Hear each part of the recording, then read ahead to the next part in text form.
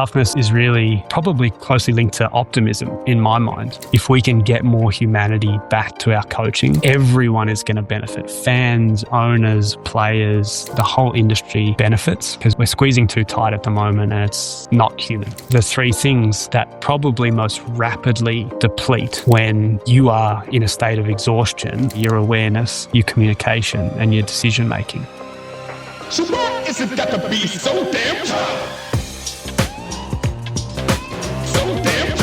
Welcome to the Toughness podcast. My name is Paddy Steinfort, your host, and joining me today is a friend and colleague, but one of the world's leading minds and practitioners, really, in terms of coaching head coaches in elite sport and also leaders in other areas.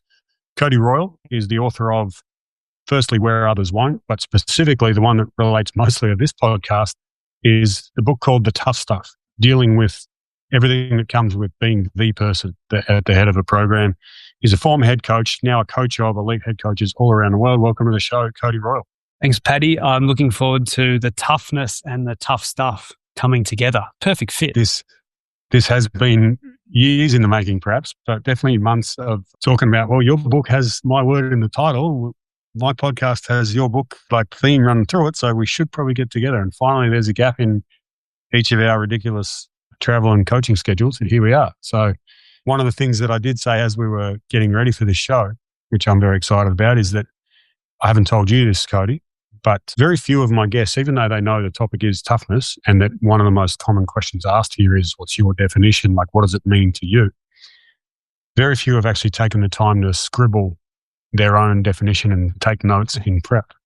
There is an Olympian, there is a Navy SEAL, and there is a coach of Army/baseball and mental skills coach. So we're going to start off with that before we jump into all your background and the amazing winding journey that has led you to be where you are now. Talk to us about, with your experience as a coach of head coaches, former head coach yourself, former consultant in the corporate space, but specifically dealing with this head coach leadership version of toughness. What does that mean to you in terms of what you've experienced and what you see with your clients right now? Can I start with what it's not, or what I don't believe it is? It's 100% a great place to start. I know this podcast has, military roots and a big military audience. And so I'll use a military example because it's actually written in the tough stuff. And it's from Lieutenant General David Barno, who's talking to the New York Times about the new manual and how, the manual is introducing sleep and mindfulness and meditation. And he says, the Army has always had an internal dynamic that real men don't need sleep and can just push on. And that's incredibly stupid. And really what he's talking about there is this idea of toughness, right? That we kind of have as slogging through and hard work and kind of this really blind, just get through it. And I know because I've listened to your podcast, that's a lot of people's responses. And I don't actually think toughness is that. I would actually go a little bit the other way and say that toughness is really probably closely linked to optimism in my mind. And to pull in a Simon Sinek version of optimism, like I think it's this, looking at a situation, realizing the situation for what it is, but then also thinking that the future is bright. That's my idea of toughness. And then I think what that leads to is, let's look at some, rather than just having like one definition, I think we can also look at where it's spread out through different things. So I've got a newborn, and so toughness is a mother of a newborn, right? Like once you've seen what they go through in the hospital, the first 3 months of a kid, like that is toughness. You need some serious optimism there. You need to look at a situation. I've got a human being that's relying on me and think that the future is bright and I'm going to continue down this path. I look at people that say no to things.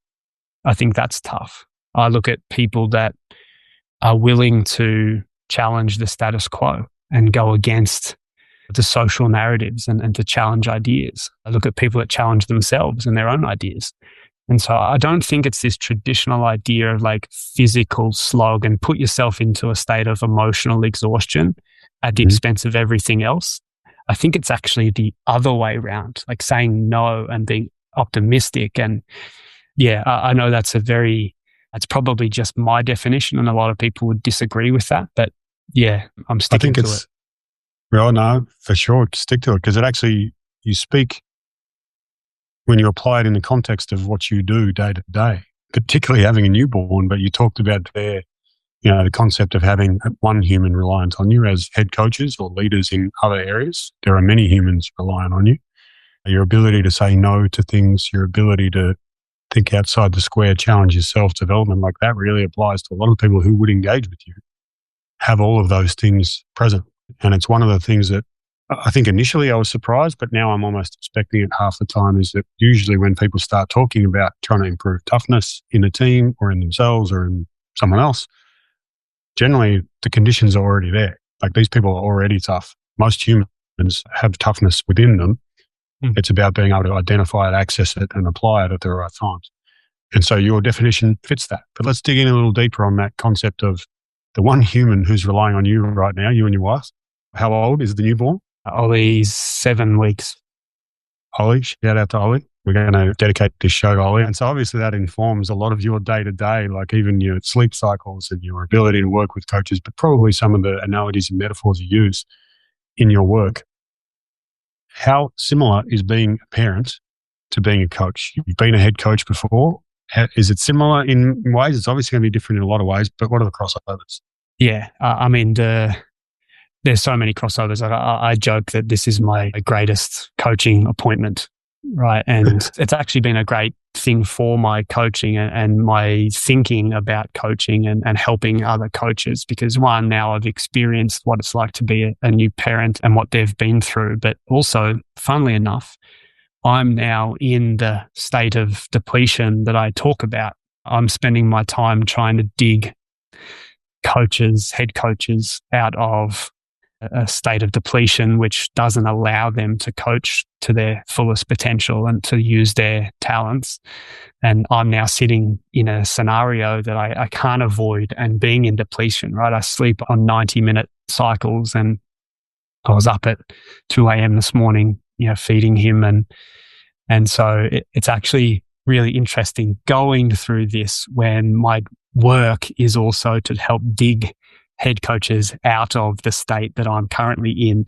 So it's a bit of a bizarre dynamic, but again, the feeling of going through it only strengthens my work and emboldens me to fix the state that we as head coaches have put ourselves in.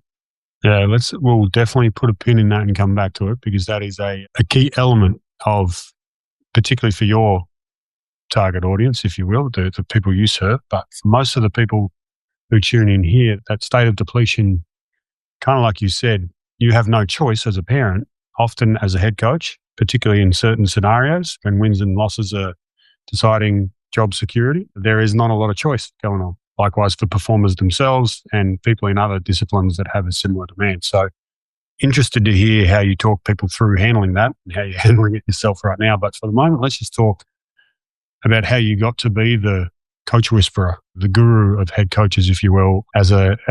Listeners will be able to hear there's 2 Australian accents on this show, I think for the first time ever.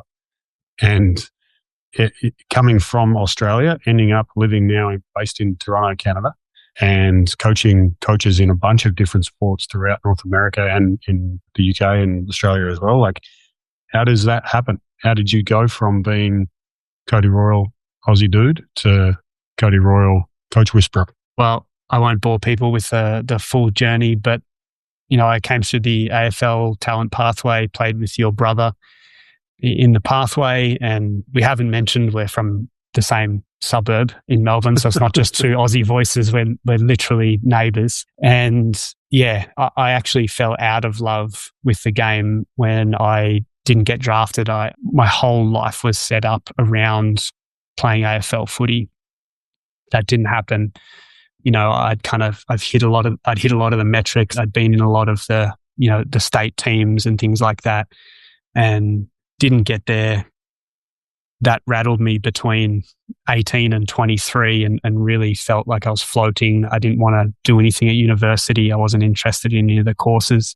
And it was actually coaching that helped me re-find the passion for the game. And so I was a coach at 23, back in that same talent pathway. And that then shot me into coaching in general and got me really interested in how to coach, how to teach the game, how to connect with people in the game, how to connect with players, how to put all the pieces together.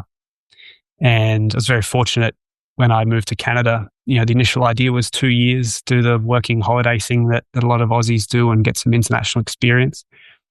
I got over here and loved it and stayed and got involved in coaching here. And so that led to, you know, high performance program and the ability to really build one almost from scratch.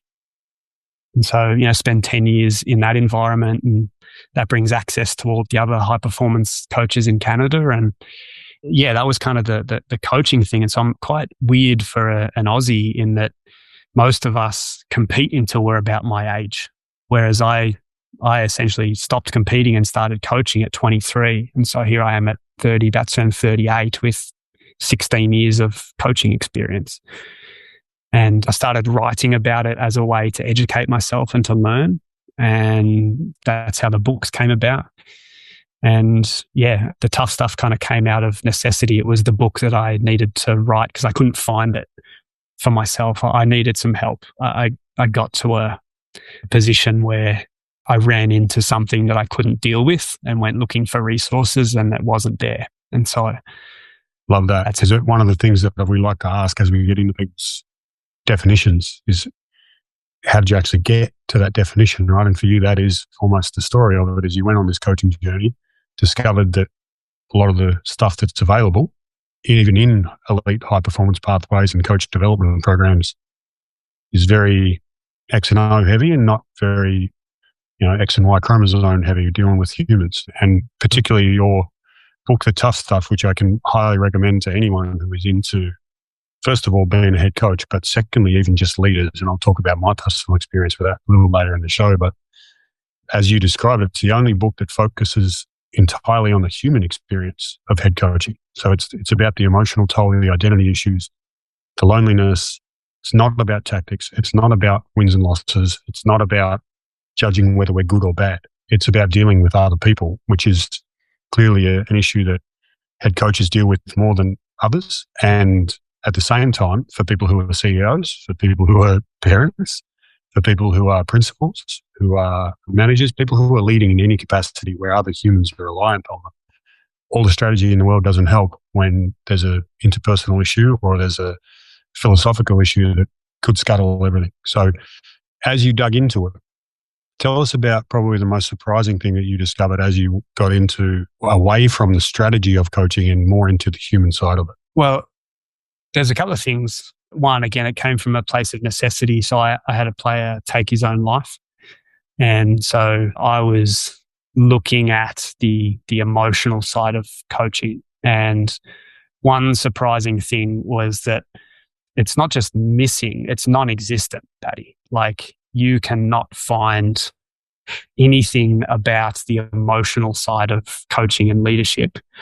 And you're saying there, when you say that, you're saying the emotional toll or coaching people's emotions? The emotional toll, the stressors, they're kind of hidden in autobiographies and at the end of the career, and, you know, someone kind of maybe has a passage about it, but they don't want to hear stories about that, right? You want stories of drinking with Joe DiMaggio and Frank Sinatra in the bar. You don't want to hear about. So those things tend to get omitted. And what that does is, I want the stories of drinking with Joe DiMaggio and the stories about the hard work behind the scenes. But keep going. Yeah, me too. And I think what that has been driven by is this idea of toughness that we have, right? Like, it's this, we pay you a lot to put up with a lot of bullshit. And so deal with it. Like, this is part of the job, but that's now over-indexed to the point where it's detrimental to leadership in general, and certainly coaching and certainly connection. So the fact that it was missing so comprehensively was a big thing. And then the other surprising thing that I found was actually on the flip side of releasing the book was just how many people messaged me. And I've been told the book saved marriages. I've been told that the book saved lives. I've been told that the book saved careers, coaching Jobs, careers, for sure. jobs. I've been told that, a lot of men in particular were able to give the tough stuff to their wives and say, this is why I'm so obsessed. I haven't been able to put words to it. This is why I'm awake at 2 a.m. thinking about, caring about these players or their circumstances or whatever it may be. And so the amount of people that have DM'd me, it has been surprising. So many, the people that you see on television every single day pop into my DMs and say, like, thank you for writing this book because it has perfectly described my human experience of coaching. Yeah. That was surprising. I wasn't writing it to do that. It was therapeutic for me. So to hear that there's a community out there that are all kind of struggling together was surprising. Yeah. And I think I'm going to share 2 surprises for me that really aren't surprises, but they were. I talk about this in the context of surprise as when I'm running a session with athletes, whether it be an individual or a group, or likewise with a venture capital firm that I work with. They deal with different pressures, but, stories of having $100 million deals that they have to decide yes or no in 2 hours, like it's a pretty high pressure thing that they deal with, right? But the same responses happen is that when you say something that hits home, that's the truth with people, even if they're not a coach, CEO, whatever. I'm a director of performance in a high performance organization, and it still rang true with me. This concept that I strayed a bit from the story there, but if I'm talking with a group and I say something that hits home, is the moment. And you see a lot of people, they pause for a sec, they'll nod, and they'll just say, if it's a really profound thing, that's the whole room does it, and everyone almost laughs because they're like, holy shit, don't you feel that too? But yeah. I had that, and I assume many others have had it in your reference to the concept of the weight. Now, you talked about the emotional toll, which is a nice phrase, but when you put it as the weight, capital T, capital W, that hit home for me. Not surprisingly, I'd felt it, I'd experienced it, I've dealt with other people who deal with it every day. But when you put it like that, it was really different and it hit home, and it was so simple, right? The fact that when you become the guy or the girl, woman, whatever phrase you want to use, you are the person at the head of the program, it's different. You can be an assistant coach, offensive coordinator, assistant mat, whatever you want to be, even the VP. But when you're the P, president, the head coach, the jefe, as they call them in baseball, the gaffer in soccer, whatever it is, when you are the person, that weight is different. It hits different and it doesn't go away, because no matter what time you wake up, your phone is full of messages and emails, and you can engage with them whenever you want. There's always someone waiting and wanting and needing shit sorted. So talk to us about how that concept coalesced in your mind, and maybe a couple of examples that might resonate with the audience, military or otherwise, just people who are leaders and maybe haven't heard the concept of the weight, but it'll ring true for them. Yeah. So the way that I describe it is people have this concept of leadership and expectation. They talk about the weight of expectation. But in the elite world, I've never met anyone whose own expectations aren't far exceeding what outsiders think of them. And so I don't subscribe to that as like the core idea. The weight for me is the emotional weight of caring about people and caring about your role in their development. And so it's really interesting because you're spot on there, Paddy. Like, the story that sticks out to me is from Dan Quinn. And Dan, So Dan, for those who don't know, former head coach of the Atlanta Falcons in the NFL. Yep. And hadn't been a head coach at any level. So, he jokes he'd never even called a timeout until the NFL. And, and he said to me, when I asked him what the difference was, like when you were paying attention to how things changed when you're a head coach, what were some of the instances of that? And he said, there's a couple. One, your relationship with your staff changes because now their whole livelihoods are tied to your success. He's like, there is nothing like that. Defensive coordinator is a big job. It's a prestigious job. You're on television, all these kind of things. When everyone's kids are now in private school and they're tied to your success, that is a weight that manifests so many times over. And when you start to fail, when you lose a Super Bowl from 28-3 up, that's what comes up for you.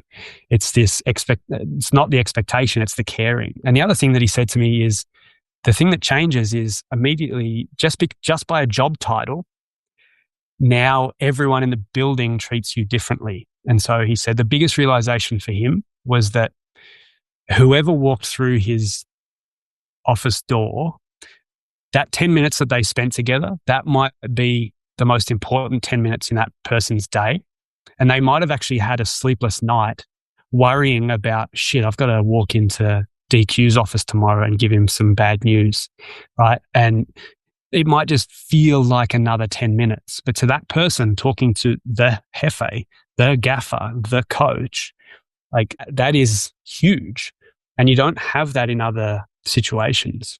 And so, yeah, I think it's a really important point. Frank Lampard talked about it. Steven Gerrard talked about it.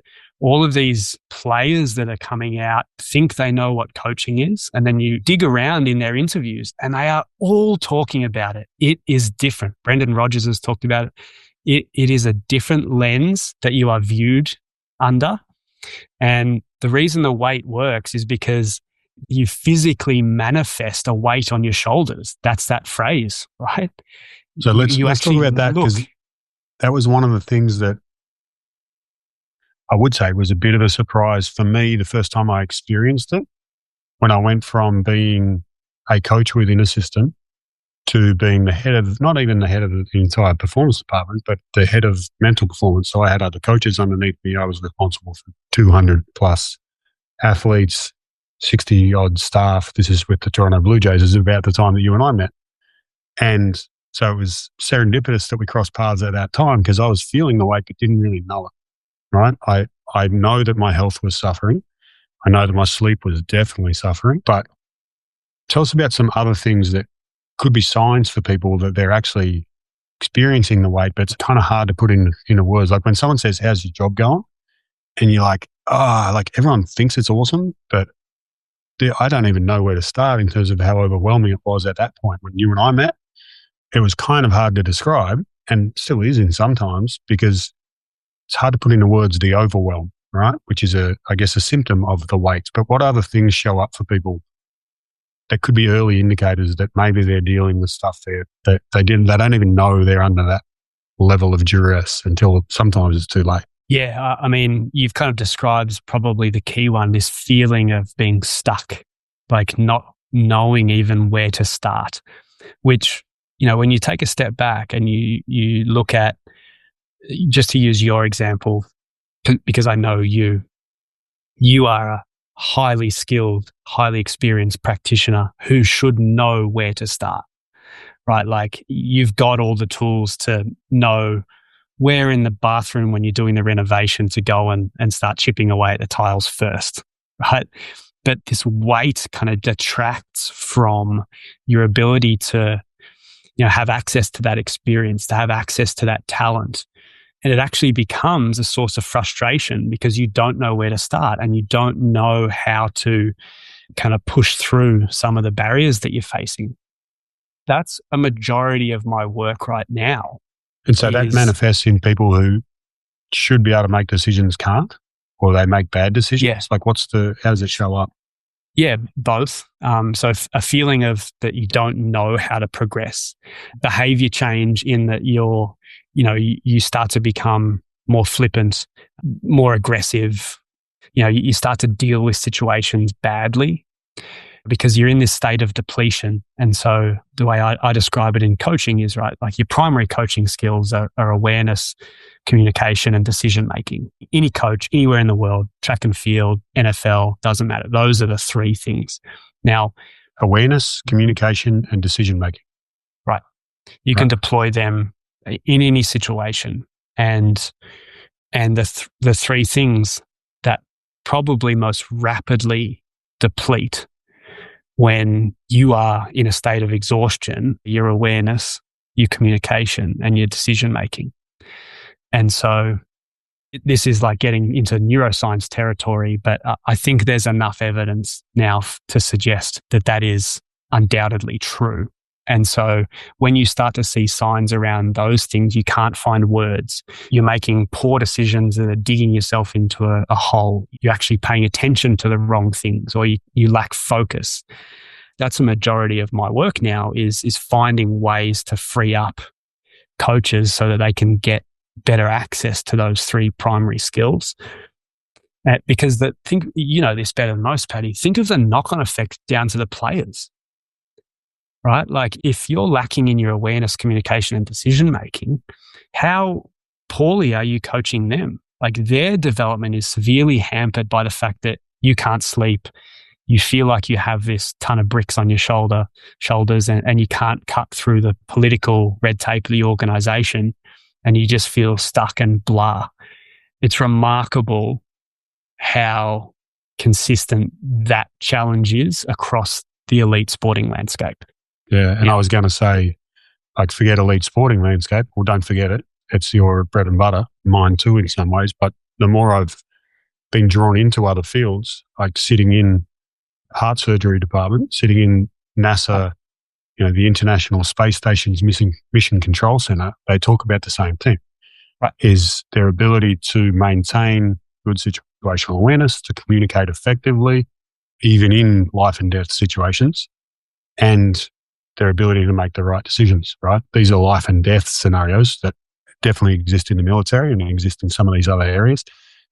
And I was actually surprised and forever thankful to some people who drew me into that community because I was like, oh, it's just sport. It's not life and death. But as you mentioned earlier, to the leader, it is life and death in the sense of it either ends a career, changes someone's identity, and or they care so much about either their role in the community or the team they're leading or the business they're running or the championship they're chasing that to fail is a death of sorts. Now, it's not the same, but it has the same internal consequences on our like you said, the neuroscience doesn't know the difference. I'm curious about, you talk about your work day to day these days is digging people out of that spot, right, where they're stuck.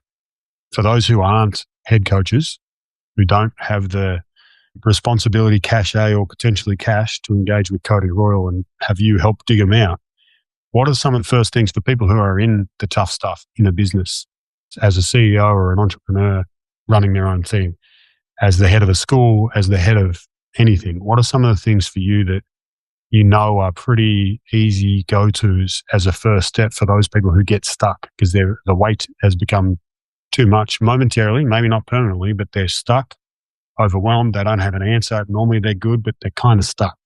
How do you get through that tough stuff? Yeah, so I wrote about this concept in the book called High Performance Knowledge Work, and I think it holds the key to a lot of this discussion. And this is the foundation of what I do and what I write about. And it's pulled in from, the management concept of knowledge work. So the Druckerism, which is, when your knowledge becomes a resource for the organization and expands the amount of resources available to an organization. So it's not things, it's not physical things, it's the knowledge of the people and the knowledge of you. Other industries might refer to that as human capital. Human capital. And that's what he's describing there is, the modern marketer, the modern accountant, the person that they're thinking is actually the tool for the organization. So when you pull that in and then you pair it with high performance and the lessons from science, and what I've done is I've paired it with, Lisa Feldman Barrett's concept around, the body budget and how we spend resources against particular tasks. And then there's also some self-determination theory in there as well, in that autonomy, competence, and relatedness. And so when you bundle all those things together, you kind of get this idea of high-performance knowledge work. So really what it is working better, not more. And when you audit your behaviors and you audit your tasks, and literally, I have coaches write out every single task they'll do in a week, and we'll go through line by line and cross some of them off and be like, you are just doing that because it landed on your plate one week and you just kept doing it. You don't need to be doing that. You don't need to be doing that. You don't need to be doing that. And to go back to my opening gambit, Paddy, is people that say no to things. leaders that say no to things and really deploy their mental resources, their emotional resources, their knowledge work against the right things, that's where we need to be headed. And again, so you've got to really protect your brain, protect your resources to deploy against the right things. And we're not doing that. We're deploying it against everything because you can, right? And there's this idea that, I've got to do the video analysis. I've got to plan the training. I've got to speak to all the guys. I've got to go down to medical. The analytics guys want to come in, and it's all over the place. And so it's really spreading yourself thin. And then that catapults you into this depletion that we see. Yeah. And so I was speaking with a colleague yesterday from my time at the Toronto Blue Jays, who's gone on to work at the LA Dodgers, LAFC. She's possibly one of my favorites, Tanya Tanya B. That's a lot easier to say. And we were talking about this exact concept. And specifically, she was kind of coaching me through a current situation of not necessarily overwhelmed, but definitely a very vague and undefined environment and huge scope of a current project within a high-performance org. And I think she talked about the same thing. Tell me if this sounds like the way you would frame it. She said, you need to sit down and you need to go through 3 headings and put everything that you do under these 3 headings. Eliminate, automate, and delegate. And that allows you to just be a little more focused in here's the things that you have to do your job well, and everything else can go kick rocks. Is that kind of what you're talking about? Yeah, precisely. You can do that in a whole bunch of different ways. And I mean, you could pull in time management processes and things like that to really find whatever works for you. But ultimately, we're talking about the same thing, is working better. What are you actually going to do? And I'll tell you the key to this right now, Paddy, is actually explaining it to others. So I talk about explaining coaching to those being coached, because what ends up happening is when you get this right, you have a shitload of time, and it makes you anxious because you think that you should be frantically busy. You should have this frantic anxiety about yourself. And if you don't, you get anxious and you have this impression that everyone else is saying, well, what are they actually doing? But that's actually what leadership is. Having the time to think, having the time and the resources to deploy your mental capacity against the right things. That's leadership. But we live in a world where there's this idea that unless you're running around with your hair on fire, you're not actually doing your job. And so, again, I think it comes with, we have to also educate that this is why I'm doing this. This is why I want to be home at 5 p.m. to cook dinner for my wife, because this is an energy-giving activity for me that makes me a better leader, a better coach. So one of the other tough things that comes up with that, I think, from experience and also from having witnessed people trying to change the norm from the seat. So it's one thing for you and I to be coaches of people or leaders of people and encourage them to do that.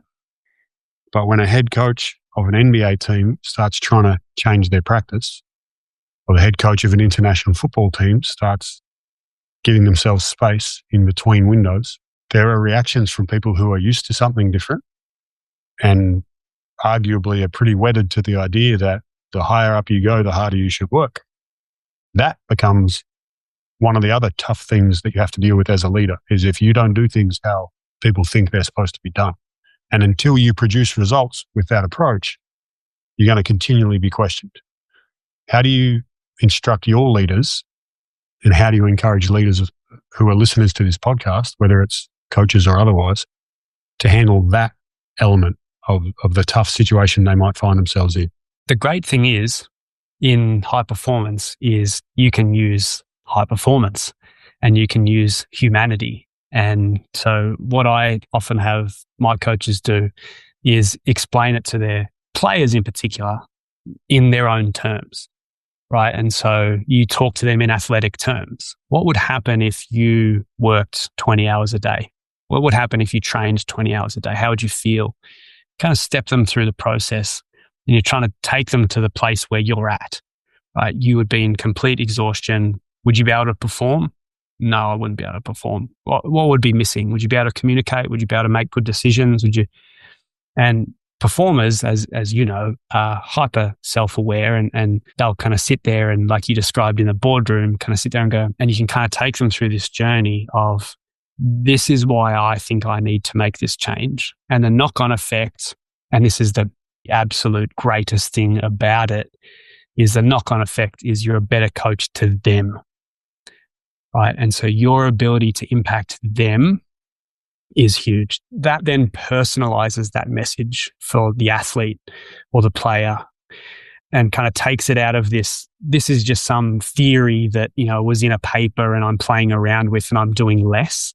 No. Humanize it. I can be a much stronger, better coach, a more personal coach, a more human coach to you if I'm allowed to see my daughter before she goes to bed. Love it in theory.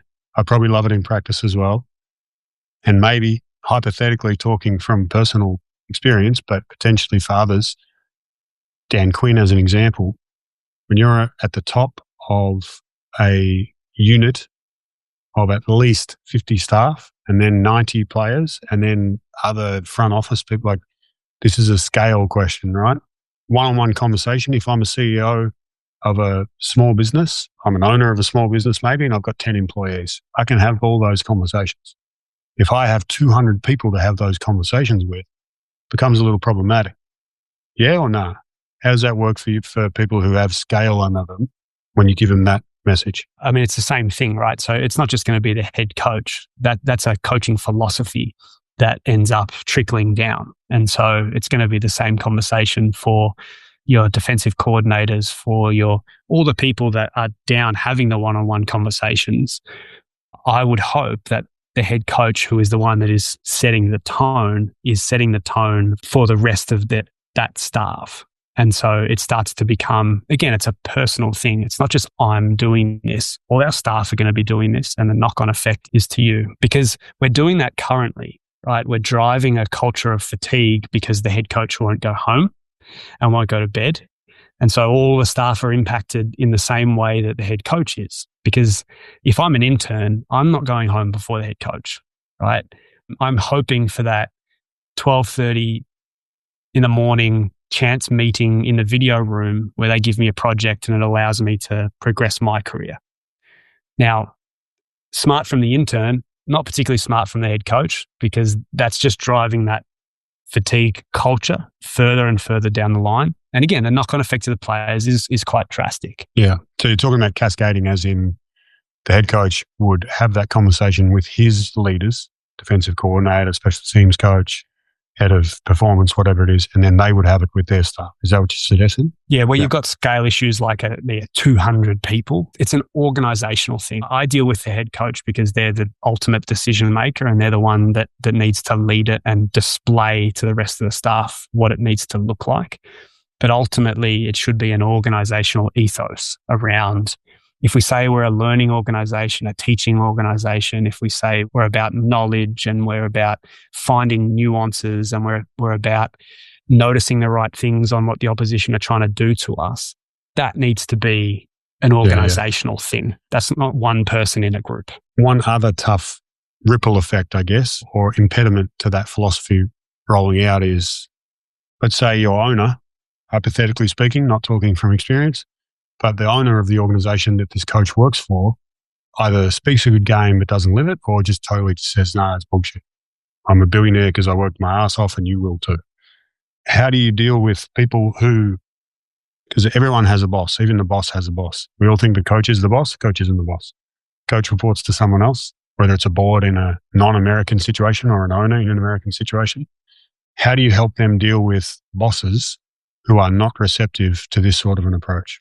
Yeah, that's the battle we're fighting. So we're fighting a societal battle on one side, in that there's this understanding of toughness that we talked about, right? Put yourself into a state of physical depletion.